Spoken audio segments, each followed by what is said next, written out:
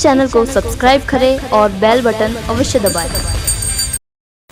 जब यज्ञ करते हैं तो यज्ञ के उपरांत जो यजमानों को आशीर्वाद रूप में बोला भी जाता है, ओम स्वस्ति न इंद्रो वृद्धश्रवाः स्वस्ति न पूषा विश्ववेदः स्वस्ति नस्तारक्षो अरिष्टनेमि स्वस्ति नो बृहस्पतिर्दधातु। स्वस्ति कहते हैं कल्याणकारी को। इंद्र का अर्थ यहां राजा से किया गया है,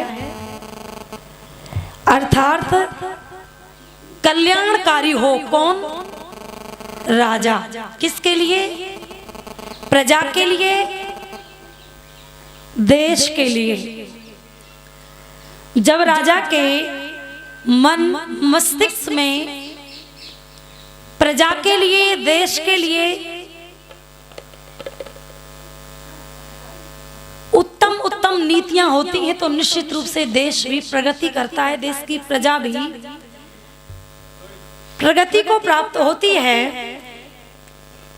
इसीलिए राजा को क्या कहा गया है? कल्याणकारी हो। कौन? राजा।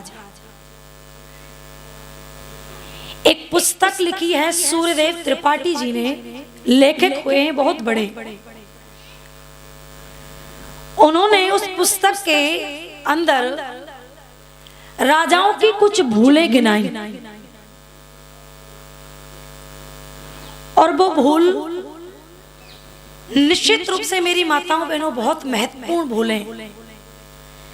यदि उस समय राजाओं के मन मस्तिष्क में देश प्रजा जाति को लेकर के कल्याणकारी नीति होती और वो ठीक समय पर यदि ठीक जो है निर्णय ले लेते तो नक्शा ही कुछ और होता देश समाज का।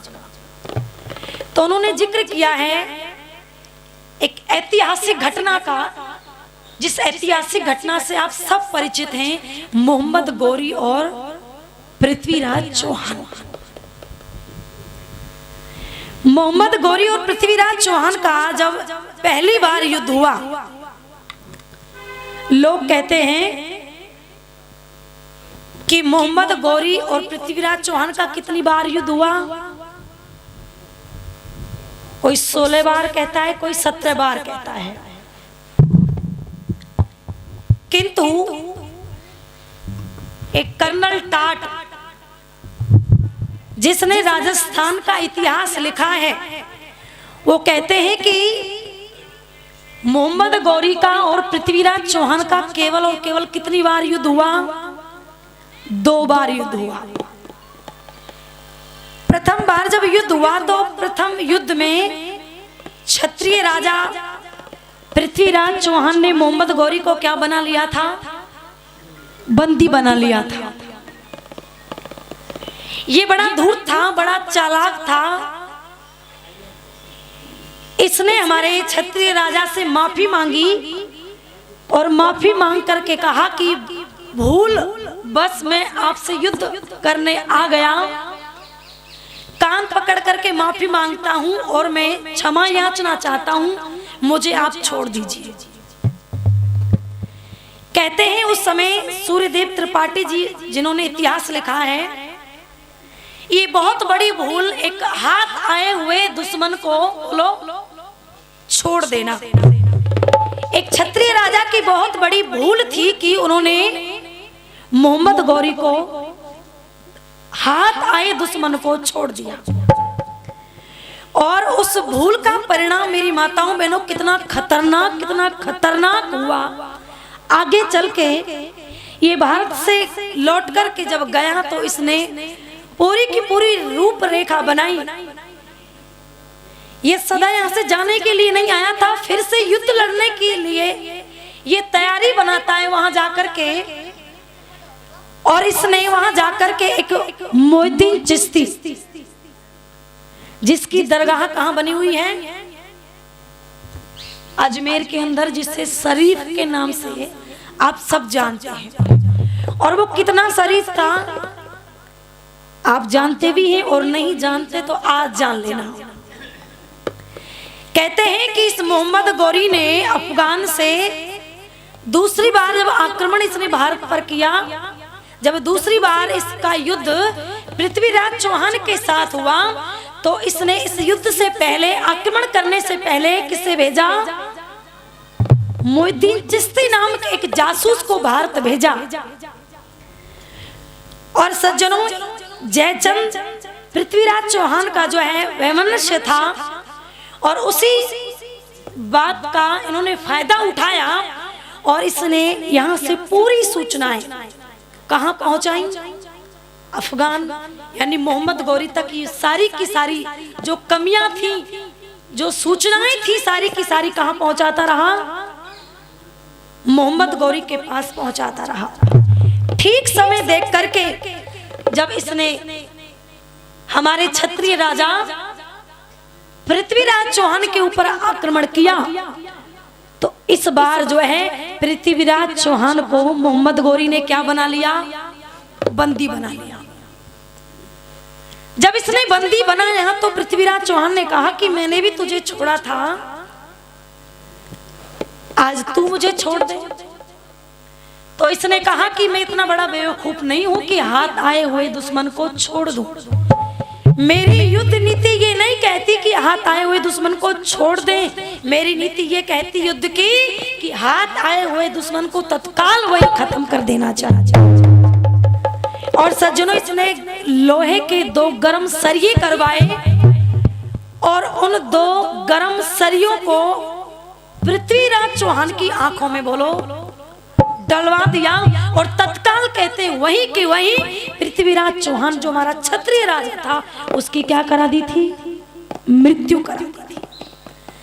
जब हमारे क्षत्रिय राजा पृथ्वीराज चौहान की मृत्यु हो गई, तो इसके बाद में जो मोहम्मद गौरी की सेना थी, जो पृथ्वीराज चौहान की धर्म पत्नी थी, नाम क्या था? संयोगिता। कहते हैं इस मोहिउद्दीन चिश्ती ने जो जासूस बन करके आया था, जिसकी दरगाह अजमेर के अंदर बनी हुई है, इसने हमारे क्षत्रिय राजा की धर्म पत्नी कौन? संयोगिता को निर्वस्त्र करके कहां फेंक दिया था? बलात्कार करने के लिए मोहम्मद गौरी की सेना को क्या कर दिया था? बोलो, छोड़ दिया था। बेचारी के साथ बलात्कार हुआ, ना जाने कितने दुष्ट धूर्तों ने संयोगिता के साथ में बलात्कार किया, और वो बेचारी शर्म के मारे अग्नि में जल करके अपने जीवन का क्या कर लेती है? अंत कर लेती है। इतना ही नहीं, यहीं तक ये सीमित नहीं रहा। 1 नहीं, 2 नहीं, 10,000 नहीं, 50,000 नहीं, 1 लाख नहीं, 2 लाख नहीं। कहते हैं उस समय इस मोहिउद्दीन चिश्ती ने जो है 90 लाख हिंदुओं को क्या बनाया था? बोलो, मुसलमान बनाया था। मेरी माताओं, बहनों, सज्जनों, जिसने हमारी छत्राणी को दुश्मन की सेना में बलात्कार करने के लिए फेंक दिया हो, जिसने 90 लाख हिंदुओं को बोलो विधर्मी बनाया हो, अजमेर में आज जाकर के लोग वहां पर क्या चढ़ाने का काम करते हैं? उसकी दरगाह पर बोलो चद्दर चढ़ाने का काम करते हैं। ये दुर्भाग्य है इस देश का। अफगान तो ये जो है पृथ्वीराज चौहान के शरीर को भी, मृत शरीर को ले गए थे। आज भी वहां पर मोहिउद्दीन चिश्ती और जो मोहम्मद गौरी की सेना ने युद्ध लड़ा था, जो ले गए लोहे की 2 सलाखा डाल करके मृत्यु करके, वहां पर जो है मजार पर पृथ्वीराज चौहान जहां इन्होंने दफनाए थे, वहां पर एक बहुत बड़ा जूता रखा हुआ है। जब भी लोग गुजरते आते हैं जाते हैं, तो वहां पर जूता मार करके बोलो हमारे क्षत्रिय राजा की कब्र पर निकलते हैं, और हम बोलो माथा टेकते हैं, चद्दर चढ़ाने का काम करते हैं। तो थोड़ा सा विचार करके आप देखिए कि वो लोग अपने धर्म के प्रति ज्यादा ईमानदार हैं या बोलो हम ज्यादा ईमानदार हैं। पता चलता है कहीं ना कहीं बोलो वो लोग बोलो ज्यादा ईमानदार हैं। इसलिए बड़ी सुंदर